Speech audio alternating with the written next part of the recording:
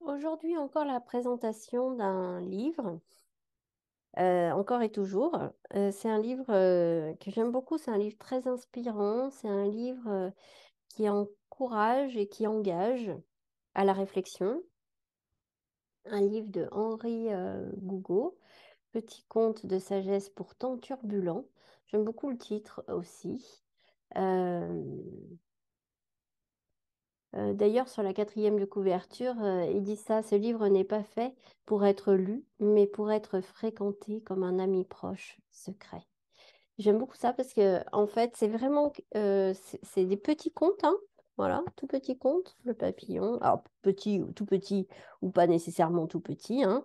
Il y a des choses parfois un peu plus longues, j'essaie de vous en trouver un tout petit peu plus long. La plupart du temps, hein, c'est des contes assez courts.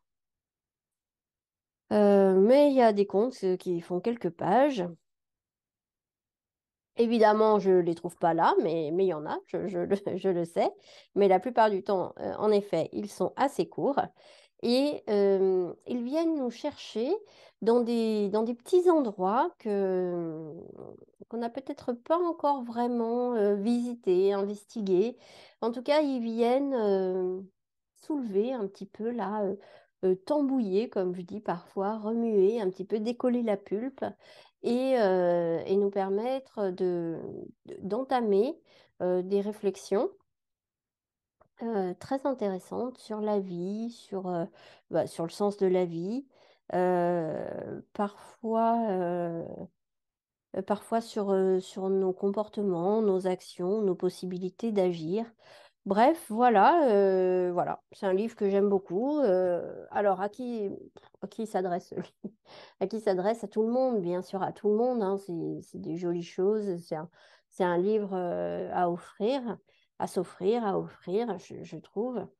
Euh, c'est un livre vraiment très, très chouette.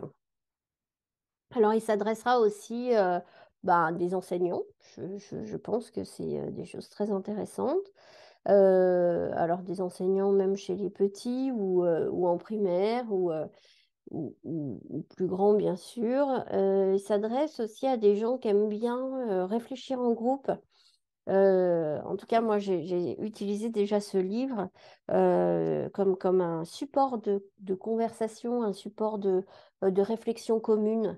On peut introduire la séance de partage et de réflexion par la lecture d'un de ces petits contes. Et d'ailleurs, c'est ce que je vais faire avec vous aujourd'hui. Je vais vous en lire un. Alors, c'est un qui est connu, comme ça m'évite de spoiler le livre, hein. Je vous laisserai le découvrir. Il y en a certains que je connaissais, puis plein, évidemment, que je connaissais pas, hein, parce que le livre est gros. Voilà, hein, vous avez beaucoup de contes différents et beaucoup de sujets de réflexion, du coup.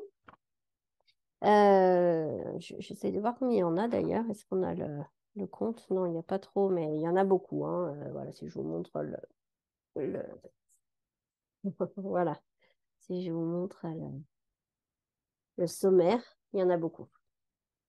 Donc voilà, donc c'est un très très belle, voilà, hein, la lecture d'un conte comme introduction à une réflexion, à un moment de partage collectif où chacun peut dire ce que ça lui évoque, comment ça lui parle, ce que ça vient chercher chez lui, euh, et comment ça vient le stimuler, l'encourager ou le poser, voilà, bon, en fonction de la thématique abordée.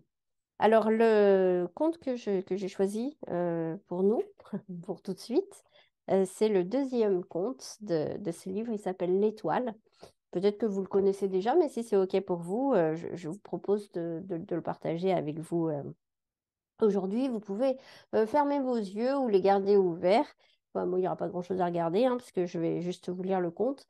Et puis, voilà, juste laisser venir un petit peu ce qui bouge en vous au fur et à mesure que le conte avance. L'étoile.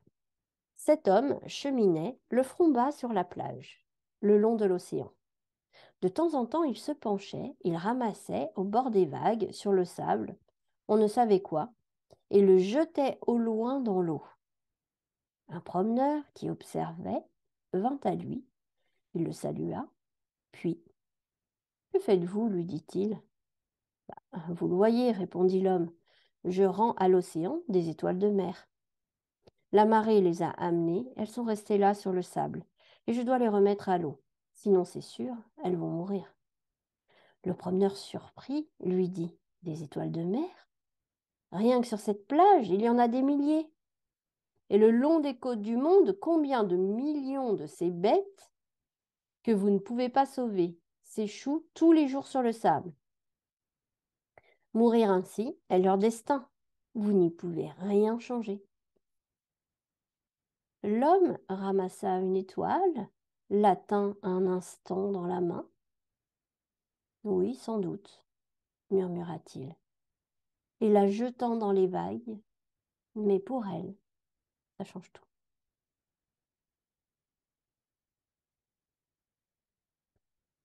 Bien sûr, hein, ce conte, il nous parle de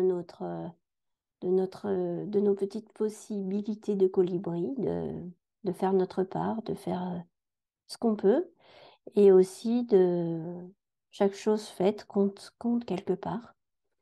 Et en tout cas, pour chacune de ces étoiles de mer sauvées, ben bien sûr que ça, ça peut compter. Voilà, très très chouette livre, je l'aime beaucoup et je le recommande évidemment fortement.